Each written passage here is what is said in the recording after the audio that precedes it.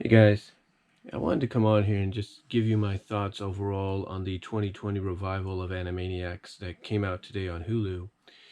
And I'll be honest, I haven't seen any of it yet. I'm just going by what others have said. Most importantly, probably more noteworthy right now, Doug Walker, aka Nostalgia Critic, who's a huge Animaniacs fan himself. And I think Doug hit it on the head with how he felt about the show. And I think it's the same for a lot of people that it was 70% good, 30% bad.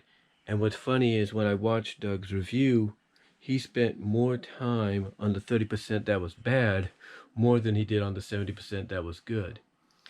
And the reason he did that was because he felt that there were certain things that, well, he and a lot of us probably knew they were going to touch upon, make fun of, parody, satire, but in the end just didn't really make any sense. Like we knew what you would get. It's like we knew what they were getting at, but what was the meaning at the end? Like at the end, what was the meaning? What was the point?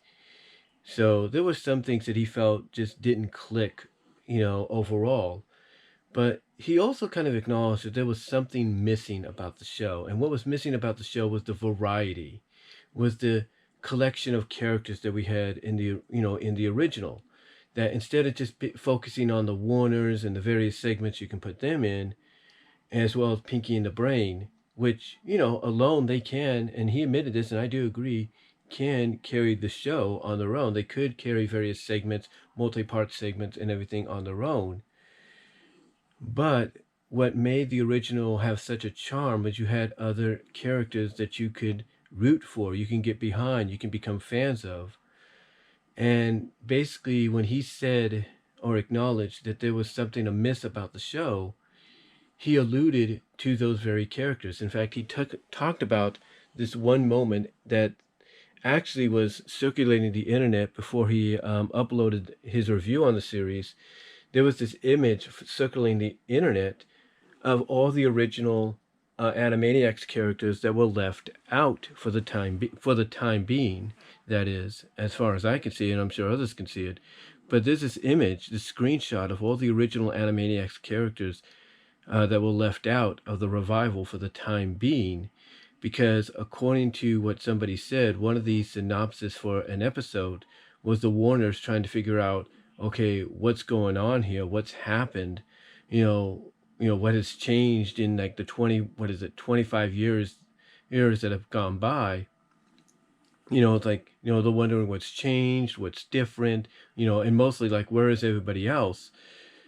And we find out that what maybe the Warners in character and in the show, and as well as we fans probably feared was the case, wasn't, because the characters at the end of the episode, I don't know what episode it was. Someone's saying it's one of the first three one of the first three episodes. But at the end of one of those episodes, you see the whole group of original Animaniacs supporting characters, just, I guess, on the outside of the Warner lot, seething in anger. They're just upset. They are mad. They are ready to just pummel somebody the moment they see either one of the Warners, either they see Pinky and the Brain, either they see the new Warner CEO. They're just ready to pounce and beat the living crap out of somebody, for the fact that they're being left out of this new revival. And what made this such a memorable moment that got screen grabbed and showcased across the internet and social media was the fact that we had the creators behind the revival say to us fans that, oh, you're not going to see Minerva Mink. You're not going to see Newt. You're not going to see Slappy and Skippy. You're not going to see Rita and Runch. You're not going to see the Good Feathers.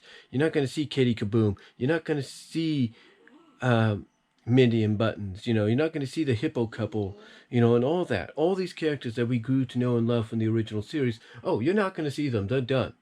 Well, guess what? We get this cameo appearance in this image right here, and somebody even put in an image, and I'll insert it as well, that says everybody's here, because somebody added that to the screen grab. But basically, we get this image of all the original characters, and this is what got people upset at the show staff, as a matter of fact, got them upset is because they basically lied to us. They lied to us and said, "Oh, you're not going to see the characters," and yet, even in this cameo appearance, here they are. Now, according to several comments on Twitter and I think on Facebook, there's a rumor going around that these characters will show up in their own shorts in the next season or so. But for right now, the first season is primarily going to focus on the Warners and Pinky and the Brain.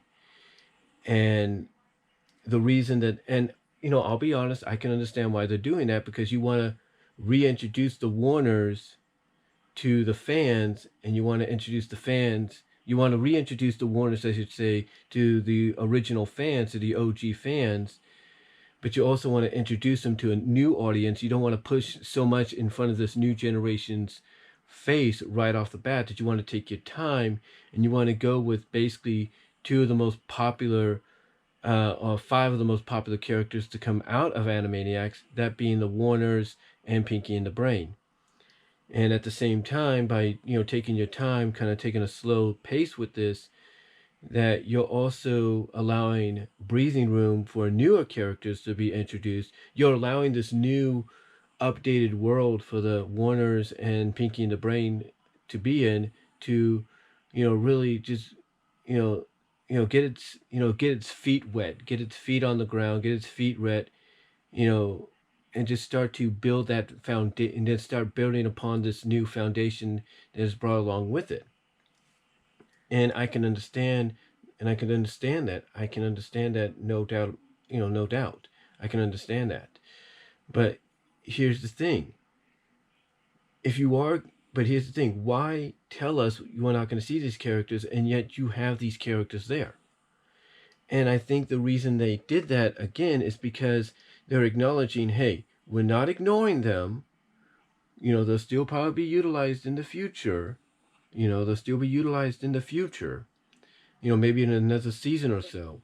But for right now, the main focus is on reintroducing the original fans to the Warners, and reintroducing the Warners in story to this new world, or getting the Warners adjusted to this new world along with Pinky and the Brain, and at the same time giving breathing room for the in show, for the Warners, Pinky and the Brain to get adjusted, as well as for the fans watching to get adjusted,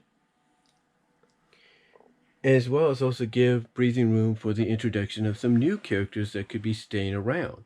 Like, we get this new alien character, we get a few new kid characters, I think. We get a new female mouse lab rat character named Julie, who Brain creates to be like his running mate because he wants to run for president to try to take over the world, I think.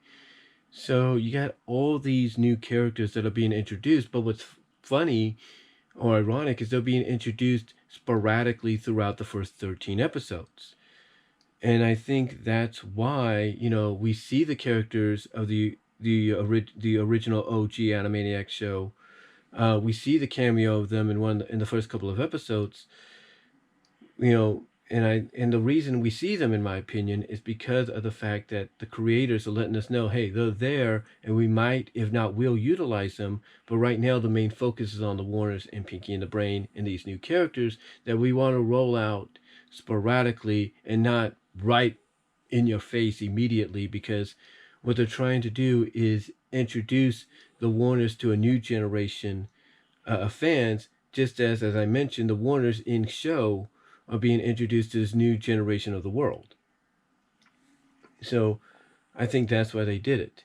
But again, what makes people, kind of seething themselves, fans seething themselves, what makes fans seething themselves basically is the fact that the creators basically came out and said, oh no, we're not going to use these characters, you're not going to see them again. And yet, here they are, in this one image.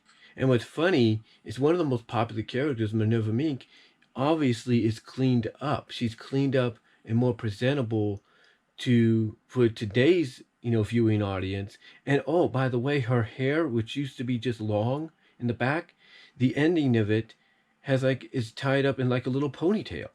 So okay, they're giving Minerva Mink a new redesign, in a sense, or a modified design to fit into today's PC world.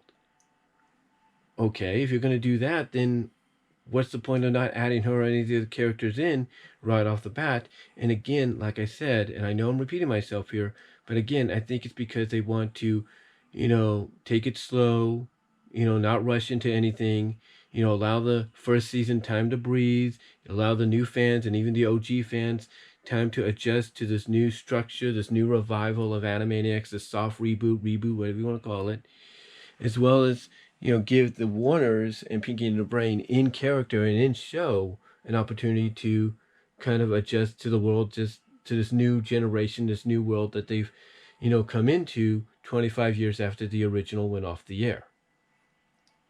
So yeah, apparently,